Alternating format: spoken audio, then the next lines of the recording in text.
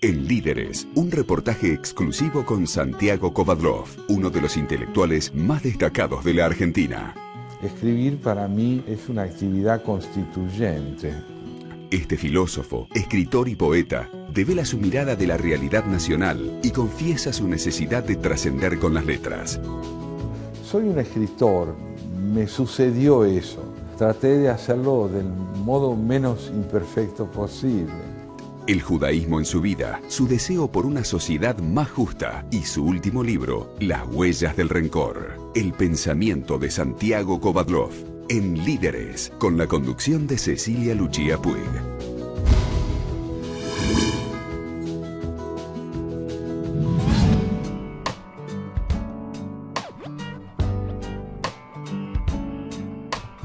Santiago Kovadlov, escritor, poeta, ensayista, filósofo. Muchas gracias por recibirnos en la intimidad de su hogar. Gracias a ustedes. ¿Cómo nace en su vida la pasión por la filosofía? Yo creo que nace en la infancia, porque las preguntas fundamentales se las formula un niño y las desarrolla un adulto. No obstante, fue en la adolescencia donde tomé conciencia de que me interesaba la filosofía. Mejor dicho, que yo estaba atrapado por ello. Así nace como una perplejidad profunda ante el hecho de vivir, de estar ante ese enigma que con demasiada familiaridad llamamos el mundo, y de la convicción de que preguntar es más fundamental que responder. ¿Cuáles eran esas preguntas fundamentales que de niño comenzó a hacerse y que de grande continuó intentando encontrar respuesta? Por ejemplo, una pregunta que retomó mi hija menor décadas después. ¿Por qué tiene que haber tantas cosas? ¿Por qué la diversidad de cosas? ¿Por qué la vida se manifiesta de formas múltiples? ¿Cuál es la relación que existe entre la vida y la muerte? Los niños saben de la muerte, lo saben a través de los cambios de la naturaleza, la pérdida de sus abuelos. Y todo eso lo llena a veces a uno de interrogaciones que se sostienen en el tiempo. ¿Qué pasa con el deseo, con la pulsión, que son ese motor que nos llevan al logro de nuestros objetivos? Y sin deseo no hay vocación. La vocación es el despliegue de un deseo. Más allá de la fortuna que se tenga en ese despliegue, una vocación se orienta primordialmente por la necesidad de llevarla a cabo y no por el éxito que se tenga en ella. Usted es filósofo, ensayista, poeta, escritor. ¿En cuál de esos géneros se siente más identificado? Yo adoro a todos mis hijos. ¿Y con sus obras le pasa lo mismo? Todas ellas me han parecido imprescindibles cuando las escribí. Juzgarlas por lo que pienso hoy de ellas me parece una crueldad. Ellas fueron necesarias. A todas las escribí con la misma íntima urgencia de encontrar la expresión. Si los frutos de unas son más venturosos que los de otras, no es porque a mí me parezca así, es porque así parecen ser recibidas. Pero yo las juzgo a todas por lo que me brindaron en el momento en que las compuse. ¿Qué le brindan cada una de sus obras? La posibilidad de sentirme vivo. Escribir para mí es una actividad constituyente. Yo no escribo sino para tratar de ser. ¿Cuál es el poder que usted le atribuye a las letras desde esa posibilidad de trascender en el pensamiento? En primer lugar, se trata de una fatalidad. No tengo otro medio de ingresar al campo de la comunicación. No soy músico en un sentido estricto, no soy un actor, no soy un pintor, no soy un químico ni un físico, porque la ciencia también es un modo de comunicación profunda. Soy un escritor, me sucedió eso. Entonces, a partir de lo ineludible de eso, traté de hacerlo del modo menos imperfecto posible. Usted se crió en el seno de una familia judía. ¿Cómo incidió en su formación humana este contexto judío que lo acompañó? La herencia o el patrimonio judío en mi familia no fue nunca primordialmente religioso, fue más bien cultural. El judaísmo en mi familia fue una ofrenda extraordinaria que yo recibí de mis padres como patrimonio de una cultura histórica, literaria, sin duda religiosa también en cuanto a la información, pero no vivencialmente religiosa. No obstante, los años fueron pasando y el judaísmo es un elemento vertebrador de mi identidad. Cuando yo digo que soy judío, no quiero decir que soy de origen judío. Quiero decir que el judaísmo a mí me constituye, me ha dado elementos de percepción del mundo y de la vida, me ha llevado a tener valores que de otro modo no sé si los hubiera adquirido. Pero fundamentalmente le resumiría lo que es el judaísmo para mí en una sola sentencia. El judaísmo es el arte de la interpretación y del diálogo. Usted mencionaba la necesidad del diálogo, sin embargo, ese diálogo que en el ámbito interreligioso es muy bueno dentro de nuestra sociedad, no se manifiesta de igual manera en el diálogo político. ¿A qué lo atribuye? Antes del diálogo interreligioso se mató y se persiguió muchísimo. Hay mucha sangre derramada hasta el momento en el cual judíos y cristianos empezaron a dialogar. De manera que con el tiempo la Iglesia fue aprendiendo que los judíos no éramos demonios. Es probable que en política ocurra con el tiempo algo parecido y podamos fundar una república sentada en la ley y no en la prepotencia.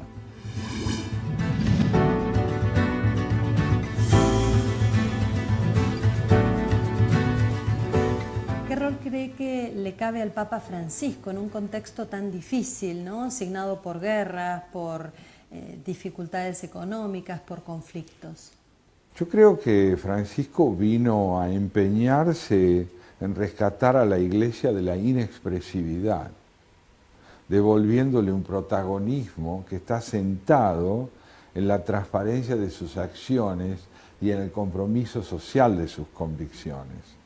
Creo que Francisco es un papa renovador, pero lo es no solo a partir de sus programas, sino de su posicionamiento existencial. Yo lo conocí cuando era arzobispo y Bergoglio siempre me impresionó como un hombre con una extraordinaria capacidad de interrogarse. Y creo que sus acciones como papa traducen un diagnóstico muy básico acerca de que el mayor peligro que amenaza a la Iglesia es la presunción de que es sólida. Él descubrió que era imprescindible que lo fuera, pero que no lo era. ¿Cuál es su mirada de nuestra sociedad, de la sociedad argentina, en relación a nuestros valores y a nuestros desvalores? Argentina sigue siendo una sociedad inconclusa. Está más cerca todavía del siglo XIX que del XXI. Se mueve en un espacio donde la ley no opera como un protagonista vertebrador del intercambio entre los hombres.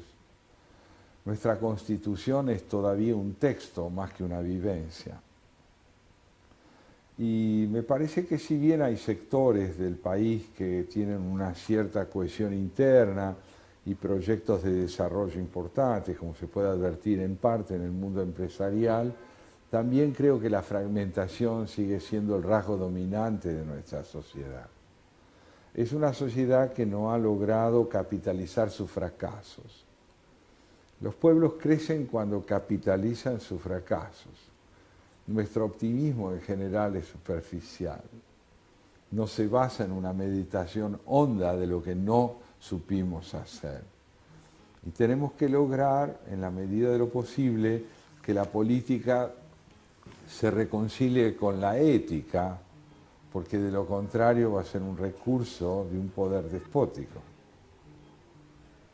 ¿Cree que en la Argentina gozamos de plena libertad?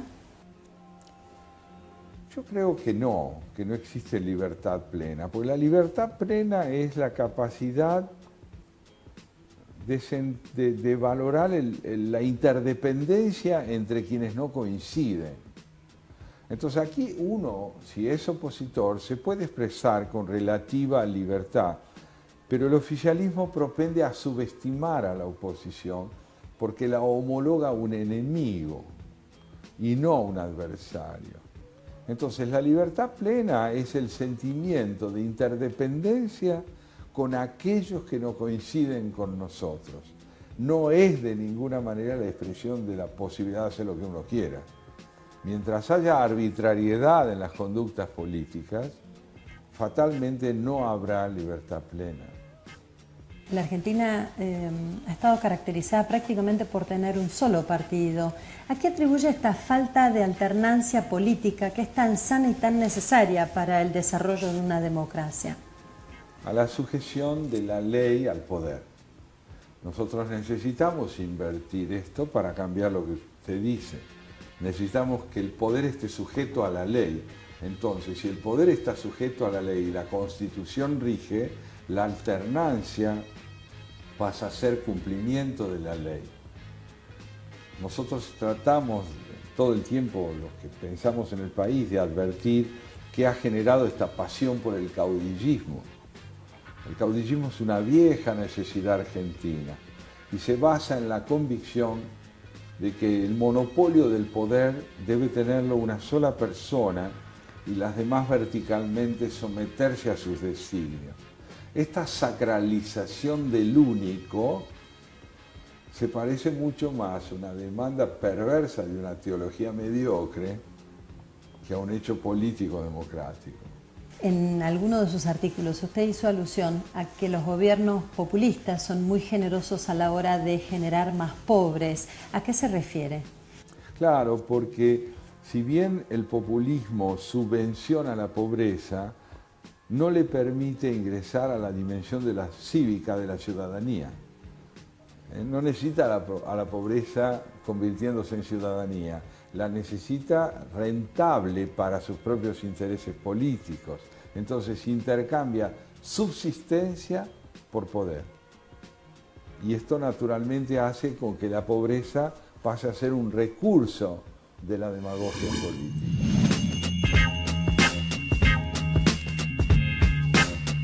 ¿Qué ocurre en una sociedad cuando falta esa independencia entre los poderes ejecutivo, legislativo y judicial? Y es una prueba de la dificultad para vivir en el marco de la Constitución Nacional. El poder ejecutivo, el legislativo y el judicial son las expresiones, en tanto independientes una de otra e interdependientes entre las tres, de una filosofía muy honda y muy rica que nos cuesta poner en práctica, que es la idea de que una democracia republicana es un régimen de sospecha. ¿Por qué de sospecha? Porque los tres poderes están ahí para acotar al otro, para impedir que el otro lo sea todo. Y para llegar a esta idea de que es imprescindible que cada uno de los poderes acote a los otros, hay que partir de una convicción, que es que el hombre quiere todo y que cada sector del poder aspira a tener todo el poder y que la desmesura gobierna la conducta de los hombres. ¿Por qué cree que los gobernantes no se atreven a ceder el poder cuando de alguna manera a través de ceder poder pueden ganar más poder? Tal vez sí, pero no lo entendemos así en nuestro país. Es necesario que lo entendamos así, pero cuesta entenderlo así. Partimos de la hipótesis de que uno equivale al poder que tiene, y si tiene más, es más, y si el otro tiene menos, es menos. Este es un año especial para los argentinos, es un año de elecciones. ¿Cuál es su mirada de cara a las elecciones presidenciales? Creo que las elecciones presidenciales son siempre una oportunidad para que podamos percatarnos de las tendencias dominantes en la percepción colectiva. Uno de los dilemas curiosos que plantean estas elecciones es que no aparecen figuras fácilmente idealizables en la oposición. En cambio, el oficialismo cuenta con una figura idealizable, que es la presidenta, pero que no puede renovar su mandato de poder directo. En la oposición hay figuras interesantes, pero no necesariamente idealizables. y el pueblo necesita idealizar a sus figuras para confiar en ellas. Eso se debe a la profunda inmadurez cívica de nuestro pueblo. A medida que crezcamos, vamos a advertir que los líderes políticos, para ser creíbles, necesitan demostrar que son eficientes, pero no adorables. Usted acaba de publicar su último libro, Las huellas del rencor, que lo inicia con el ensayo sobre el fiscal Nisman. ¿Qué lo lleva a comenzar el libro con este relato tan dramático a partir del asesinato del fiscal Nisman?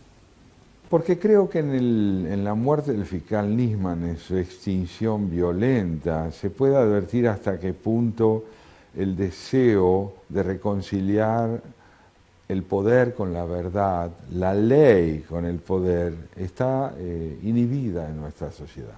Argentina es un país donde la búsqueda de la verdad no forma parte de los grandes proyectos políticos de la nación. No queremos otra verdad que la del poder. En consecuencia, cuando surge alguien que quiere llevar adelante una investigación para verificar hasta qué punto el poder es representativo de su apego a la verdad, como ocurre en el caso Amia, lo que se descubre es que ese hombre está condenado a desaparecer. Con Nisman murió la posibilidad de confiar que la ley tiene la última palabra en la Argentina. Pero es posible que con la subsistencia de la conciencia social, de la necesidad de conocer qué ocurrió con la AMIA, en qué consistió el pacto, si es que lo hubo, entre el gobierno e Irán, y la necesidad de aclarar el asesinato o la muerte de Nisman, en este caso violenta, allí se juega por parte de la sensibilidad social el porvenir de su propia institucionalidad y de su apego a la ley.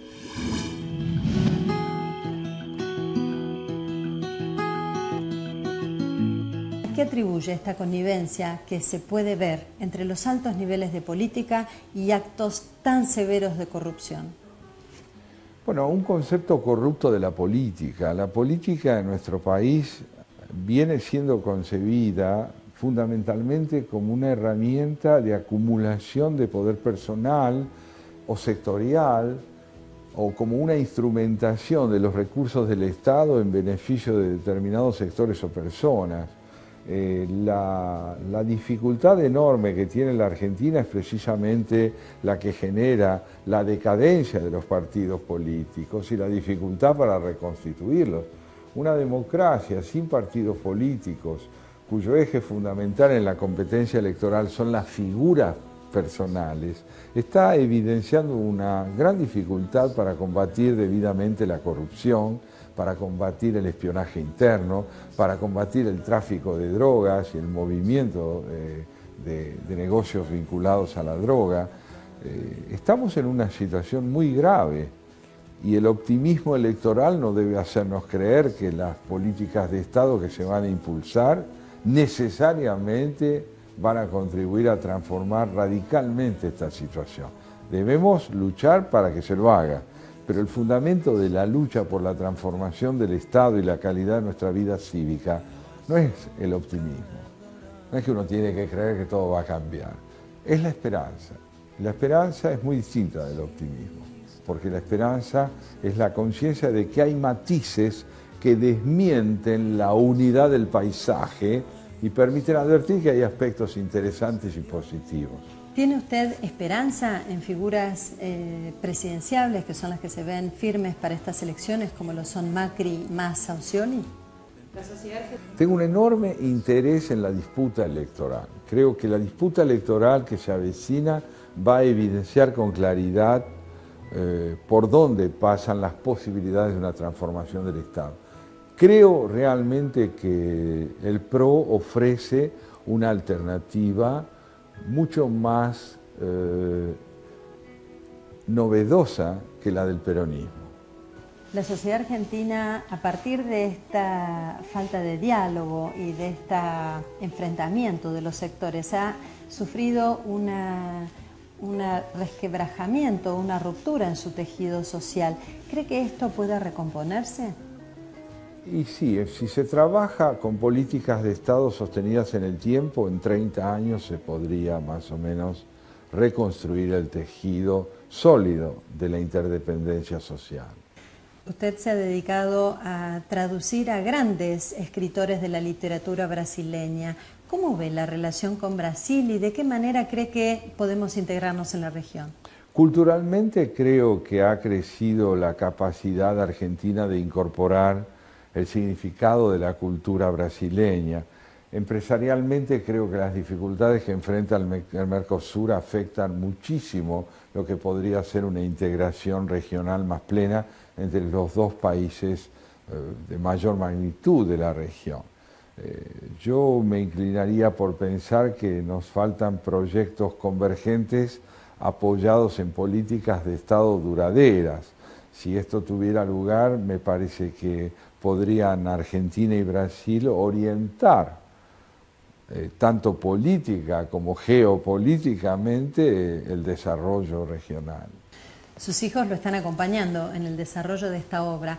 ¿Cómo se vive esta obra en familia y de qué manera lo acompañan? Bueno, yo tengo la fortuna de tener 3 hijos artistas y esto para mí es una alegría. ¿Por qué? Bueno, porque mi propia vocación es artística también, sin duda, y algo de narcisismo hay en esto. Pero además porque cada uno de ellos ha sabido encontrar su camino propio. Mi hijo mayor, que vive en Londres, es músico, es instrumentista, toca el bajo y es compositor. Mi hija Valeria, que es la directora de esta obra, tiene una trayectoria ya considerable en el campo del teatro de orientación escénica, en el sentido musical de la palabra, del danza teatro. Y mi hija menor, Julia, es vestuarista, es una muchacha apasionada por el mundo también de la escena y de la escenificación. Así ha resultado. De igual manera con su esposa Patricia, ¿cómo se da esa relación? Como le decía, la pasión por la palabra, el psicoanálisis a mí, es su profesión, el psicoanálisis a mí me interesa muchísimo como disciplina que se enhebra con mi propia formación filosófica. Estamos dictando en este momento un curso sobre Shakespeare en la Fundación Beethoven.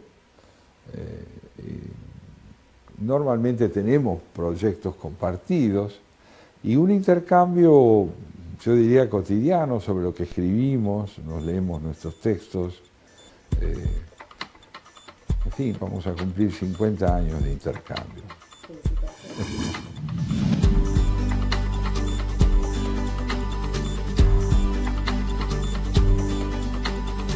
¿Qué lugar tienen las letras o las palabras en su vida? No sabría decir si hay algún aspecto de mi vida en que no estén presentes. ¿Cuándo le gusta escribir? ¿Es cierto que escribe a mano? Sí, escribo a mano, me gusta mucho escribir a mano, después viene la parte mecánica. Tengo 72 años y mi vocación por la literatura está viva como si tuviera como a los 14. Es un milagro, es un amor que se ha sostenido en el tiempo, que uno agradece porque no sabe cuál es la conjugación de ingredientes que hacen con que una vocación se sostenga invicta, a pesar de que el tiempo ha pasado y a diferencia de otros amores que se han ido marchitando, o de intereses que ya no tienen vigencia. La literatura en mí, la poesía, está viva. ¿Qué ha sido la filosofía para usted? Lo mismo que la poesía, una fuente de emoción incesante, porque pensar no significa disociar el sentimiento de la reflexión, sino integrarlas en la búsqueda de un enunciado que sea capaz de sostenernos en la perplejidad de vivir. Y eso ha sido para mí la filosofía, la enunciación de la perplejidad de vivir. ¿Qué nueva meta se ha planteado a partir de la publicación del libro Las huellas del rencor y qué mensaje quisiera compartir con nuestra audiencia? Sí, en cierta medida hemos estado hablando de las huellas del rencor en nuestra conversación de hoy. Pero mi proyecto, una vez que finalice un libro, es volver a esperar. a esperar lo que dice un poema que escribí una vez que se llama Inspiración. Deshojo palabras secas, sin secretos, palabras mudas. La poesía dejó mi casa, hace meses que imploro su regreso sin advertir lo que sé.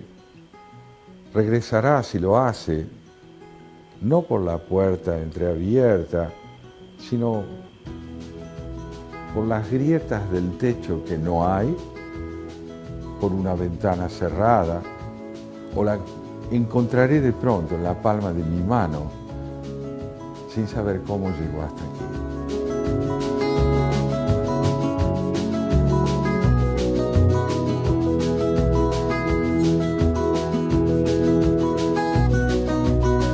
El pensamiento es la semilla de la acción. Ralph Waldo Emerson, filósofo, escritor y poeta norteamericano, 1803-1882.